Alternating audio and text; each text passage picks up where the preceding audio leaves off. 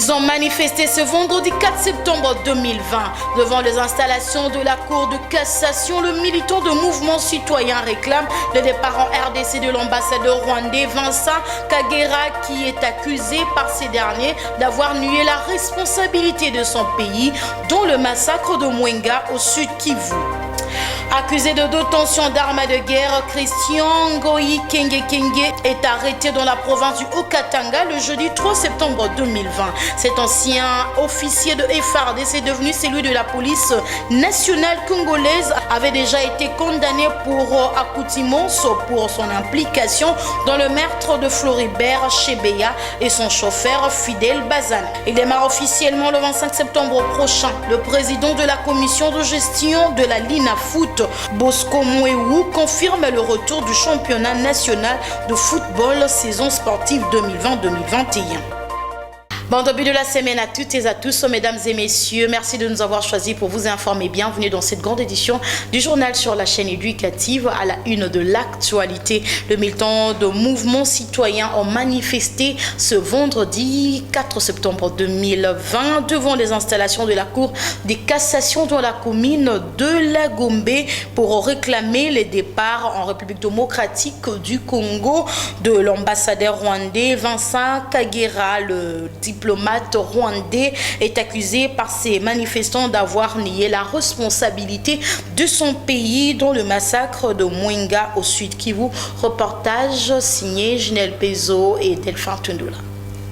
Rassemblés devant la Cour de cassation, le mouvement citoyen et tant d'autres ont manifesté ce vendredi 4 septembre pour exiger le départ de l'ambassadeur rwandais à République démocratique du Congo, Vincent Kagera.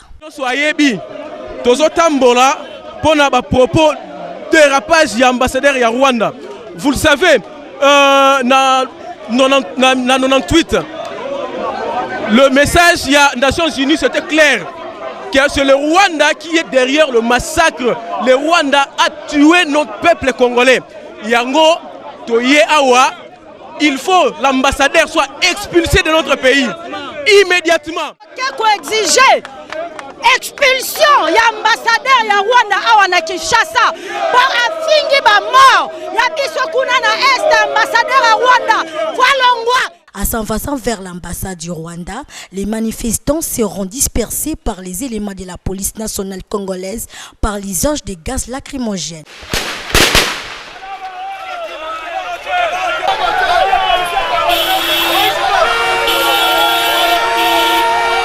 Présents à cette manifestation, quelques activistes pro-démocratie ont déploré le comportement de la police. À notre grande surprise, à notre grand étonnement, les policiers commencent maintenant à tirer sur nous à bout portant. À tel point qu'il y a un jeune qui a été atteint par des balles réelles. Et non seulement ça, ils ont pris tous les jeunes là qui sont entrés, ils les ont pris pour une destination inconnue. Donc nous sommes en train de dénoncer cela. Nous voyons que le pays est infiltré par des Rwandais. Ce que nous devons faire, on doit demander à tous les Rwandais qui sont dans notre territoire de quitter, à commencer avec ceux qui sont au niveau des institutions, ceux qui sont dans des sociétés et ceux qui ont pris nos villages à l'est du pays. À noter également que quelques militants ont été interpellés par la police et autres se sont évanouis à cause des tirs de gaz lacrymogènes par la police. Toujours dans l'actualité, le commandant du corps de santé militaire, le général-major Ngomo Monique, a clôturé sa visite de commandement et d'inspection médicale par l'hôpital militaire central ce vendredi 4 septembre 2020. Reportage signé par la presse militaire. Commandant du corps de santé militaire, le général-major Ngomo Monique a clôturé sa visite de commandement et d'inspection médicale par l'hôpital militaire central. C'était ce vendredi 3 septembre 2020 à Kinshasa. Après la visite du centre médical du Konloano, centre de santé base logistique centrale, centre de santé militaire Maluku, des troupes de transmission, hôpital militaire de Kibombango et l'hôpital militaire central. Le général-major Ngomo Monique a exhorté tous les commandants de centres de santé à la discipline, à la conscience professionnelle, l'assiduité, à la méritocratie et à l'unité. Au terme de cette visite, le commandant du corps de santé militaire s'est exprimé en ces termes. Nous avons initié cette idée Nous avons voulu la faire et nous sommes parvenus. Nous avons visité toutes nos unités médicales de la garnison de Kinshasa et ça nous a réjouis parce que partout où nous arrivions, les personnels de santé qui nous accueillaient étaient très contents de nous recevoir. Pour eux, c'était bien de se sentir intégrés réellement dans le corps de santé militaire. Nous avons des forces, mais nous avons aussi des faiblesses. Il ne manque jamais dans notre armée. Les forces, c'est que nous avons trouvé que les animateurs sont là. Ils sont disposés à travailler, ils sont prêts à accompagner la vision du chef de l'État pour ce qui concerne le social du militaire. L'union fait la force, dit-on. Le général-major Ngomo Monique a demandé à ses frères d'armes de travailler la main dans la main avec l'esprit d'équipe, bannir la haine et la division. Je l'ai dit aux entrées de cette édition du journal, Christian Ngoyi Kenge, ancien officier de FARDC, devenu officier de la police nationale congolaise, accusé de détention d'armes de guerre, a été arrêté dans la province du Haut-Katanga. Cet officier avait déjà été condamné pour accoutumance, plutôt pour son implication dans le meurtre de Floribert Chebeya, activiste de droits de l'homme de l'ONG La Voix sans Voix, et de son chauffeur Fidèle Bazana en 2010. Le détail dans ce commentaire rendu par Lansimou Simbaka. Selon les informations, Christian Ngoyi Kenge a été arrêté à Lubumbashi puis transféré à Kinshasa pour détention d'armes de guerre. Cet officier de FARDC, avant d'être admis dans la police nationale congolaise, est cité dans plusieurs affaires d'exactions et de tueries, dont notamment la répression contre les adeptes de Bundu Dia Congo dans le Congo central en 2008 et le double assassinat en 2010 de Floribert Chebeya de l'envoi de Sans-Voix et de son chauffeur Fidèle Bazana. Échappant à la justice, Christian Ngoyi Kenge, avec certains de ses complices, avait été filtré de Kinshasa pour s'installer à Lubumbashi, où le major Christian a obtenu une promotion à grade et deviendra désormais colonel d'armée. Avait également fait les études en droit. Son complice fugitif, Paul Milambwe, réfugié en Belgique, après un passage au Sénégal et livré à la justice, demande d'être extradé en République démocratique du Congo pour exposer toute vérité sur le meurtre de Floribert Chebeya au siège de l'inspection générale de la police nationale congolaise. Des faits qu'il a d'ailleurs été témoin oculaire pour lesquels il accuse Christian Ngoyi Kenge et le général John Numbi. Rappelons que Christian Ngoyi Kenge n'en est pas à ses premières arrestations. Il avait été pris par la justice par accoutumance pour son implication à l'assassinat de l'activiste des droits de l'homme de l'ONG La Voix des Sans-Voix et de son chauffeur Fidèle Bazana en 2010, dont les circonstances de leur assassinat demeurent jusqu'à présent non élucidées. Sachez également que le Bureau conjoint de Nations Unies aux droits de l'homme a documenté 739 violations de droits de l'homme sur le territoire de la République démocratique du Congo, soit une augmentation de 10% par rapport au mois de juillet avec 670 violations. Images et commentaires. Dans un rapport rendu public le jeudi 3 septembre 2020, le Bureau conjoint des Nations Unies aux droits de l'homme explique que cette augmentation reflète une hausse de nombre de violations attribuables à des agents de l'État de plus ou moins 13%, ainsi que du nombre d'atteintes commises par des combattants de groupes armés de 80%. En particulier, de militaires de forces armées de la République démocratique du Congo ont été responsables en juillet dernier d'un nombre croissant de violations dans les provinces du Nord Kivu, du Tanganyika et du Kasaï central. Sur l'ensemble de la République, les agents de l'État sont responsables de 44% de violations documentées, dont les exécutions extrajudiciaires de 55 personnes avec au moins 11 femmes et 2 enfants, tandis que 56% ont été commises par des combattants de groupes armés, dont les exécutions sommaires de 248 personnes, dont au moins 34 femmes et 11 enfants. Plus de 94% de violations documentées en juillet ont été commises dans les provinces affectées par les conflits, dont 695 violations entraînant ainsi la mort d'au moins 294 civils, dont au moins 49 femmes et 13 enfants. Le groupe armé reste le principal auteur avec 59% des atteintes documentées.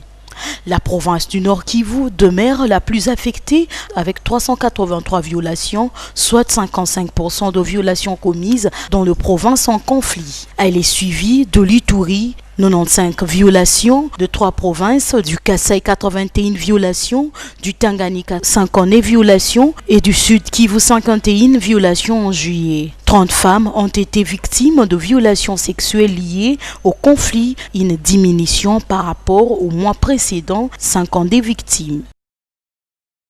Au ministère de l'économie, Akasia Banoubola, ministre de l'économie nationale, a échangé le jeudi 3 septembre 2020 avec l'association des distributeurs et exploitants de chambres froides du Congo qui manifestait contre la hausse du prix et la concurrence déloyale des importateurs de vivres frais. Reportage signé par Clément Kingombe. L'Association des distributeurs et exploitants des chambres froides du Congo, ADCFC en sigle, dénonce la concurrence déloyale, la vente des marchandises en détail et l'application des prix illicites par les importateurs du secteur des produits de vivres frais. Dans leur démarche, ces tenanciers locaux des chambres froides sont venus à la rencontre du ministre de l'économie nationale solliciter son implication directe dans cette crise. Nous sommes venus d'ailleurs. Nous sommes très contents, satisfaits de l'accueil nous réservé par Madame la ministre.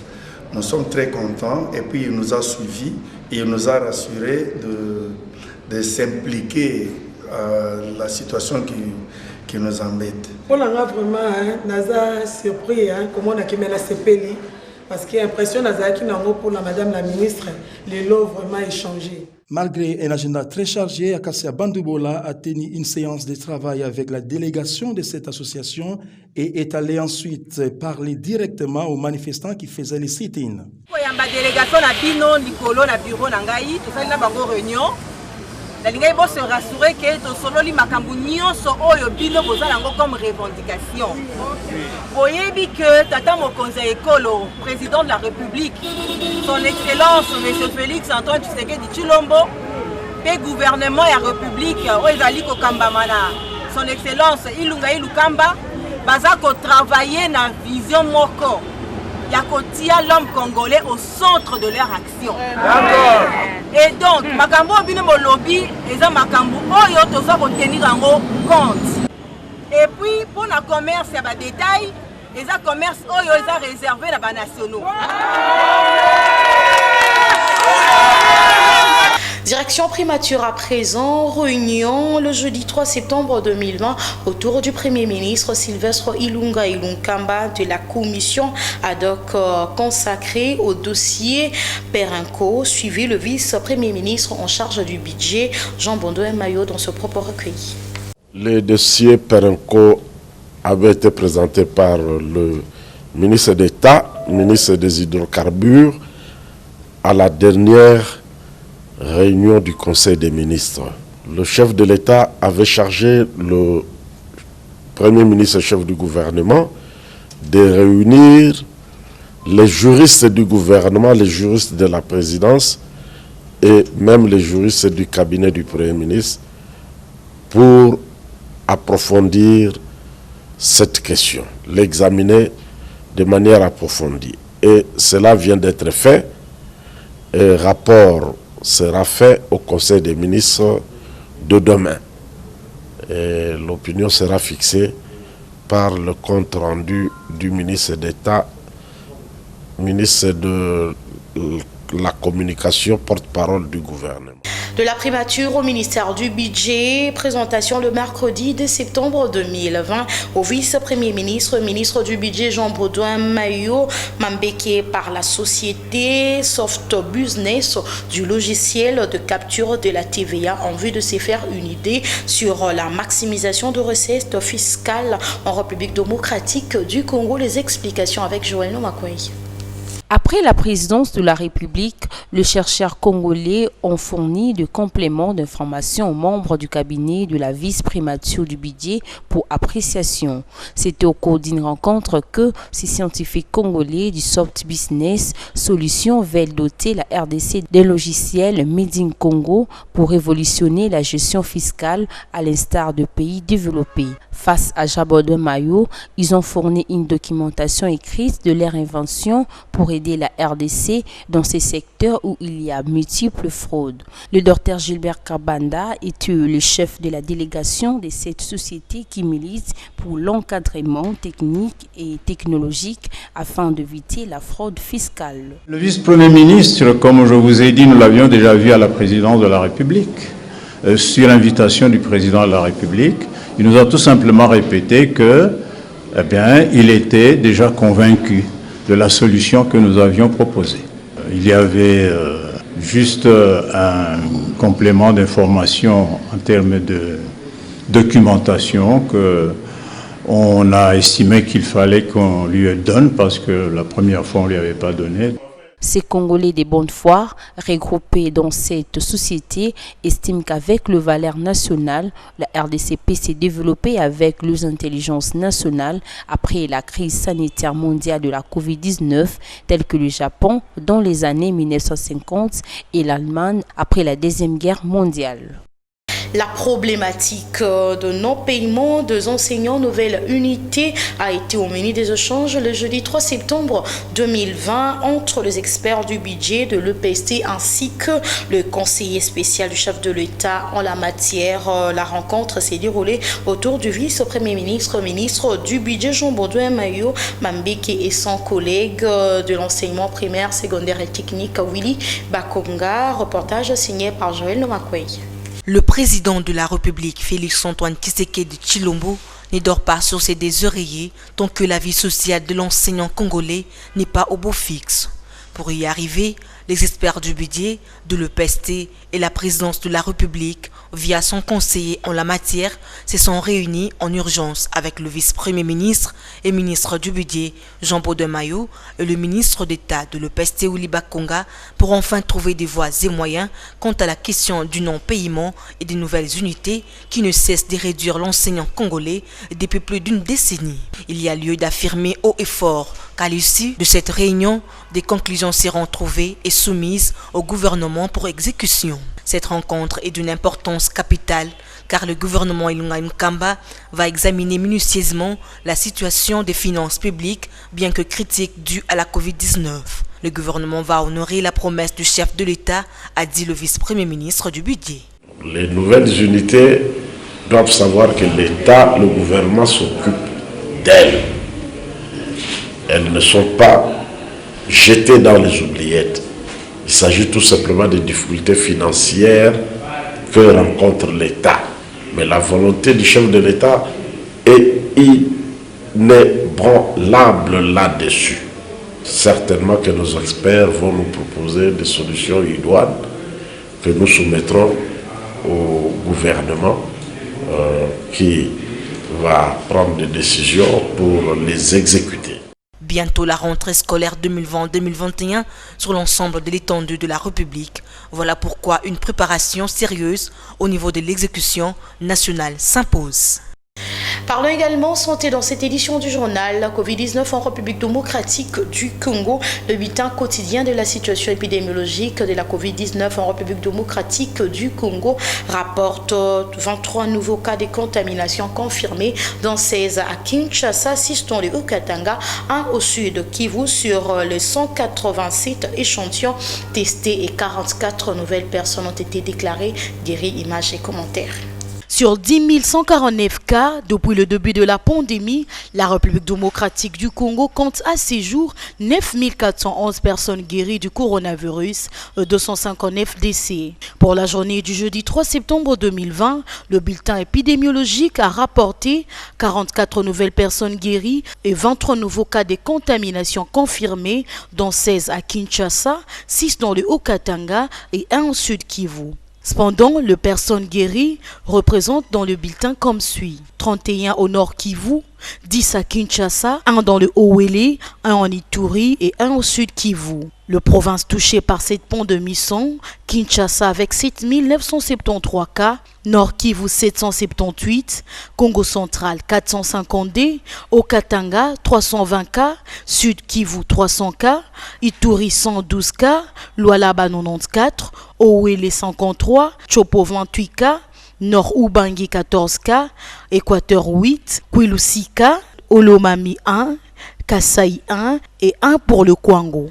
A noter que depuis le début de la pandémie en mars dernier, la République démocratique du Congo a atteint un total de 10 149 cas, dont 10 148 cas confirmés et improbables. Elle a enregistré jusqu'à ce jour un total de 9 411 personnes déclarées guéries et 258 cas de décès ont été confirmés. Et au sud Kivu, le gouverneur de province est arrivé à Bukavu ce vendredi 4 septembre 2020 en provenance de Kinshasa. Théo Kassi Ngwabidje a été accueilli à l'aéroport devant la presse. L'autorité provinciale, ces derniers plutôt, a fait le compte rendu de sa mission de service à Kinshasa, suivi le gouverneur du sud Kivu dans ce propos recueilli par Ginelle Bézor. Laquelle ma population, je viens avec un message d'espoir. Nous avons fait un déplacement à Kinshasa sur l'invitation du vice-premier ministre de l'Intérieur pour des questions vitales qui touchent les sites Kivu, en l'occurrence les questions de sécurité. Et nous avons donc rencontré les hautes autorités, je pense ici au président de la République, le Premier ministre et le ministre du secteur, pour qu'il y ait une forte implication des autorités centrales pour résoudre les conflits qui sont dans les hauts plateaux de Fizi, Uvira et Itombo. Et nous sommes très contents puisque les décisions ont été prises pour que demain la paix revienne dans la province du Sud Kivu. Nous avons opté pour deux options. La première, c'est la restauration de l'autorité de l'État. Et ça, il faut que les forces armées, les équipes de sécurité, les comités de sécurité qui évoluent dans notre province soient renforcés. Et que tout le monde sache qu'aujourd'hui, il n'y a que l'armée nationale qui peut protéger la population et non pas des groupes armés. Nous avons aussi opté pour une deuxième choix. Sensibiliser ceux qui ont entré dans les groupes armés pour qu'ils quittent ces groupes armés et qu'ils rejoignent la vie civile. Et ça, nous avons fait une approche d'aide que nous voulons communautaire. Donc, donner les initiatives, les opportunités pour que ces personnes soient bien réinsérées sur le plan social. Mais il n'est pas question de donner la prime à ceux qui ont pris des armes. Il y a aussi des projets locaux pour les victimes et les populations locales. Deuxième sujet important, c'est les questions de développement. Nous avons demandé à ce que le gouvernement central s'implique dans le développement du site Kivu, puisqu'on ne peut pas avoir la paix sans développement. Et là, nous avons insisté sur l'agriculture et je vous annonce très bientôt, je vais aller lancer le projet agricole volontariste. Ça va occuper de milliers de personnes dans la plaine de la Ruzizi. J'ai insisté sur les routes. Vous avez vu le travail que j'ai entrepris ici dans la province et dans la ville de Bukavu. Donc, j'ai la bonne nouvelle, la voirie, nous avons les moyens pour continuer de travailler dans la ville de Bukavu. En réaction par rapport au congrès de l'UNPC prévu du 21 au 23 septembre 2020, le secrétaire général de la structure, Benoît Kambere, dit ne pas être signataire de l'acte de convocation de cette assemblée. Pour Benoît Kambere, le congressiste doivent se référer plutôt aux articles 10 et 11 du statut de l'Union nationale de la presse congolaise. Il est ici au micro de Dodo Kalonji et Frédéric Tama. Selon les statuts de l'UNPC, c'est le secrétaire général qui a la capacité, qui a l'autorité de convoquer conjointement avec le président un congrès de l'UNPC.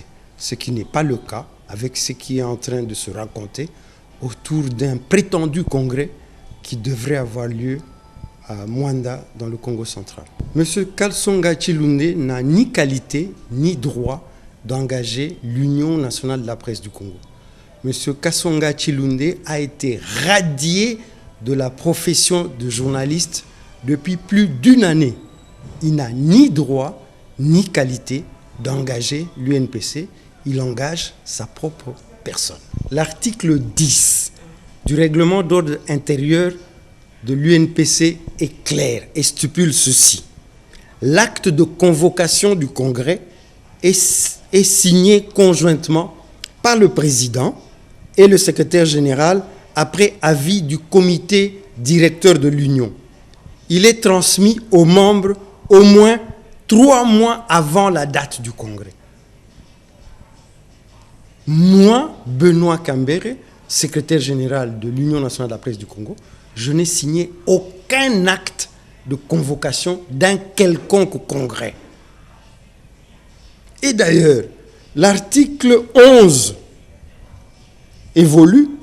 Avant l'ouverture de la session du congrès, les membres de différentes commissions et les délégués des sections provinciales sont tenus de remettre leur mandat dûment signé au secrétariat général de l'Union. Pas au secrétariat général de l'Union. Et les copies des procurations doivent parvenir au secrétariat général pour examen et enregistrement au moins 2 semaines avant la tenue du congrès. C'est l'article 11 du règlement d'ordre intérieur de l'UNPC.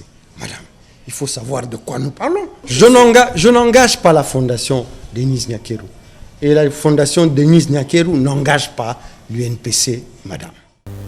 Parlons sport avant de chuter dans cette édition du journal. Comme signalé aux entrées de cette édition du journal, le championnat national de football pour la saison sportive 2020-2021 va devoir officiellement démarrer le 25 septembre prochain. Le président de la commission de la gestion de la Linafoot, Bosco Mwewu, l'a confirmé le jeudi dernier. Lance Moussimbaka nous en parle dans ce commentaire. En ce qui concerne les compétitions qui se disputeront en huis clos suite à la Covid-19 et pour permettre aux amoureux du ballon rond à suivre toutes les rencontres de football, les dispositions seront prises pour la retransmission des matchs, a indiqué Bosco Mwewu.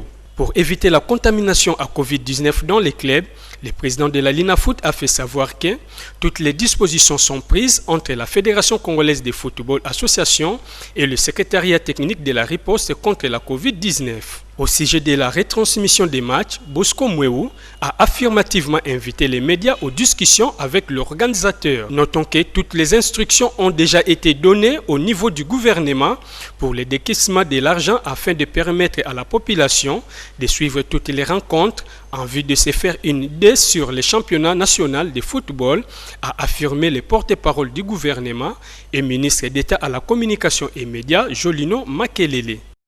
Et voilà que prend fin cette grande édition du journal. Pour ceux qui nous ont pris en cours de chemin, en voici le rappel de principaux titres. Ils ont manifesté ce vendredi 4 septembre 2020 devant les installations de la Cour de cassation. Les militants de mouvement citoyen réclament le départ en RDC de l'ambassadeur rwandais Vincent Kagera, qui est accusé par ces derniers d'avoir nié la responsabilité de son pays dans le massacre de Mwenga au sud Kivu.